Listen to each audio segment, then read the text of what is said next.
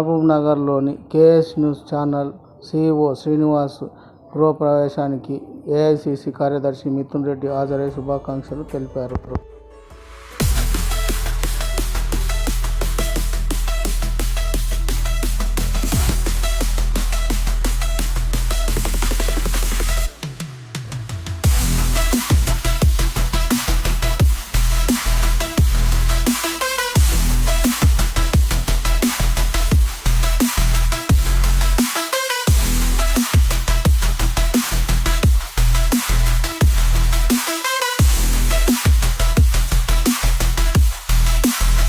Congress party Mudiraj నాయకులు మైత్రి యాదయ్య గృహప్రవేశానికి హాజరయ్యి వారికి శుభాకాంక్షలు తెలిపి నూతన గృహంలో అన్ని సుఖ సంతోషాలతో ఉండాలని వారిని ఆకాంక్షించారు.